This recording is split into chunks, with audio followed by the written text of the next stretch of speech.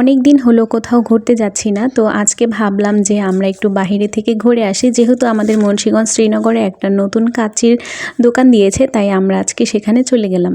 আসসালামু আলাইকুম, কী অবস্থা সবার, সবাই কেমন আছো? এই তো দোকানে যাচ্ছি।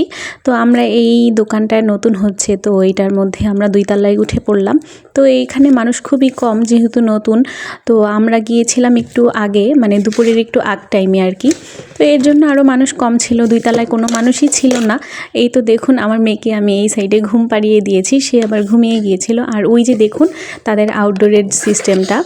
আর এই তো এইখানে চলে এসেছে কাচ্চি। তো আমি কাচ্চি নিয়েছিলাম, আমার হাজব্যান্ড আবার অন্য কিছু নিয়েছিল, সেটা ভিডিও আর করা হয়নি। কাচ্চিটার প্রাইস অনুযায়ী কোয়ান্টিটি খুব ভালোই ছিল মোটামুটি, তবে মাটন ছিল 1 পিস, আর সাথে ছিল একটা ডিম, আর আলু তো ছিলই। মানে কাচ্চির যে স্পেশাল যেই জিনিসটা আলু, যেটা ছাড়া কাচ্চি অসম্পূর্ণ। তো খাওয়া দাওয়া শেষ করে আমরা বাহিরে একটু গেলাম, মানে তাদের ছাদের যে স্পেসটা সেখানে গেলাম। তো এইখানে অনেক চেয়ার টেবিলের ব্যবস্থা ছিল, মানে মানুষ বেশি হলেও কোনো সমস্যা নেই।